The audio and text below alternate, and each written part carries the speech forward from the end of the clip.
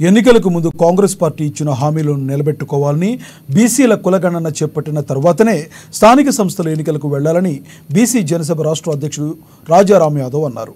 42% బీసీల రిజర్వేషన్ల సాధనే తమ లక్ష్యమని తెలిపారు.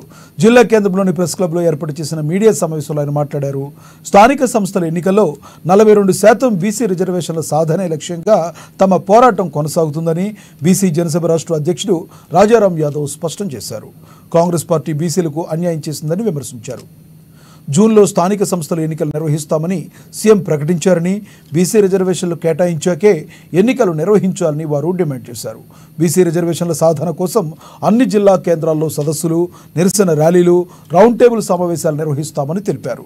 జూన్ 8న హైదరాబాద్లోని ఇందిరా పార్క్ వద్ద బీసీల మహాధర్నా, జూన్ 17న సెక్రటరియట్ ముట్టడి ఉంటుందని తెలిపారు రాజారాం.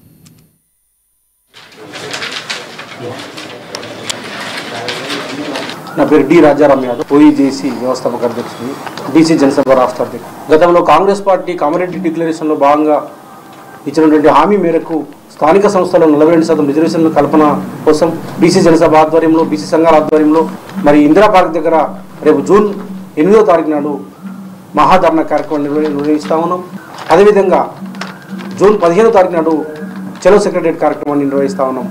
ఎందుకంటే గతంలో కాంగ్రెస్ పార్టీ కామరెడ్డి డిక్లరేషన్లో భాగంగా అసెంబ్లీ ఎన్నికల సందర్భంలో రేవంత్ రెడ్డి గారు ఎక్కడైతే మరి ఎమ్మెల్యేగా పోటీ చేసిందో, వారు ముఖ్యమంత్రి కాకన ముందు అసెంబ్లీ ఎన్నికల సందర్భంగా ఆ కామరెడ్డి ప్రాంతాన్ని ఎంచుకొని వారు సిద్ధరామయ్య గారు కర్ణాటక ముఖ్యమంత్రి గారిని తీసుకొచ్చి అక్కడ కామరెడ్డి డిక్లరేషన్ పేరిట బీసీ డిక్లరేషన్ని ఇవ్వడం జరిగింది.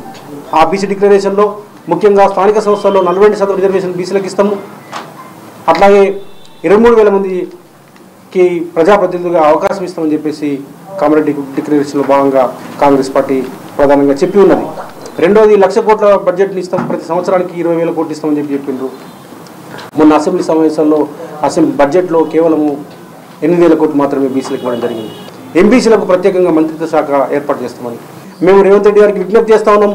మీరు ఇమీడియట్గా మరి అసెంబ్లీని సమావేశపరచండి, అసెంబ్లీలో కులగణన బిల్లు పెట్టండి. ఎందుకంటే 42% రిజర్వేషన్ రావాలంటే బీసీలకి స్థానిక సంస్థల్లో, అట్లాగే విద్యా ఉద్యోగ రంగంలో బీసీలకు రిజర్వేషన్ రావాలంటే కులగణన ఒకటే మార్గం అని చెప్పేసి మీరే చెప్పారు, మేము కూడా అదే చెప్తున్నాము. అందుకోసం ఈ కులగణన కోసము మరి ప్రత్యేకంగా అసెంబ్లీ సమావేశాలు ఏర్పాటు చేసి బిల్లులు పెట్టాలి, కులగణనకు చట్టబద్ధత కల్పించాలని చెప్పేసి మేము